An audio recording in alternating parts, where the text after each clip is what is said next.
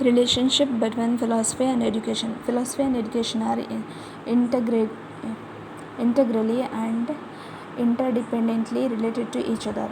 Practically, it is very different to separate them. In words S.J. Rose, philosophy and education are like two sides of the same coin. One is implied by other. The former is the contemplative side of life, while the latter is the active side. If we take these views into consideration, we can describe the relationship between philosophy and the education as under.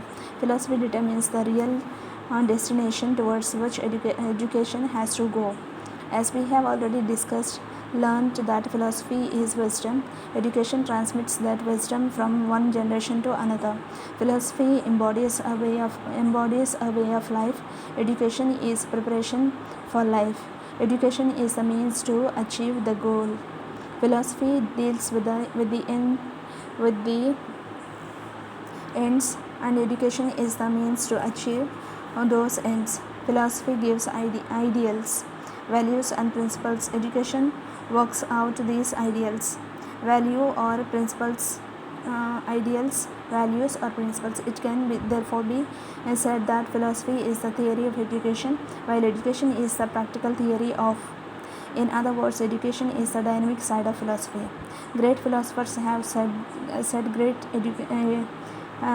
been great educators also.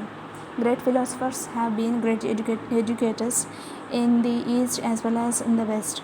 We can find the clearest example of the dependence of education on philosophy in the lives and teachings of all the great philosophers from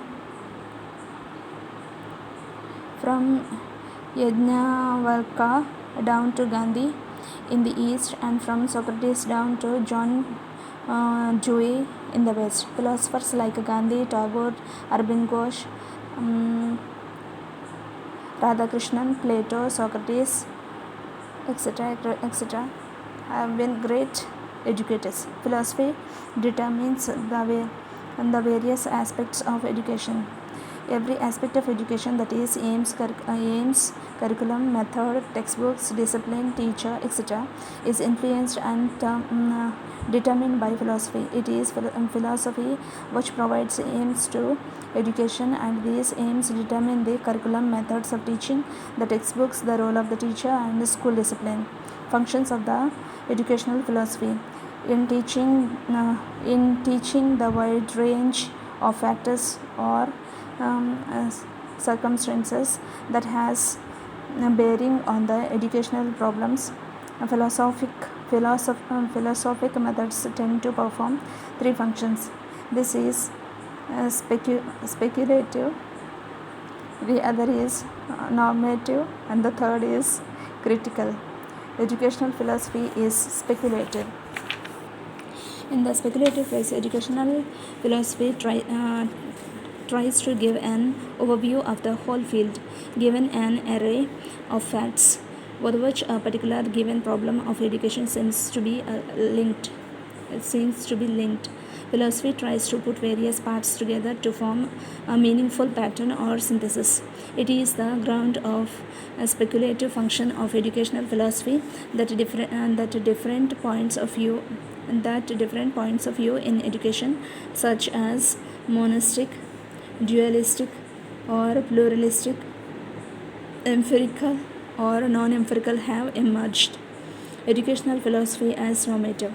In addition to presenting a world view or a map to guide the teacher, the educational philosophy has also traditionally assumed the burden of formulating goals, norms, or standards. About the normative function of philosophy, there are different views. One view is that educational philosophy follows educational practices.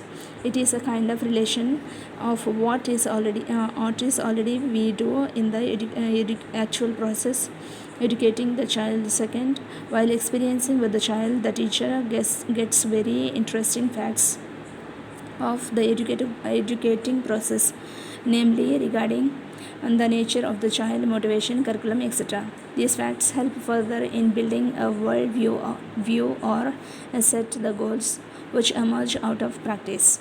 In performing the normative function, educational philosophy may draw on other areas of culture, just as it does in fulfilling the perspective function, drawing from literature, morals, history, and like philosophy may determine what ought to be the aims and values of the society and the turn of education. Educational philosophy as a critical Educational philosophy is critical in three ways. In one way, it critically examines the assumption of the logical problems, logical premises on which educational conclusions rest. In other, it closely examines the language used to be sure of its meaning. In the third way, it examines critically the type of evidence that will be accepted for confirming or uh, refuting statement of facts about education.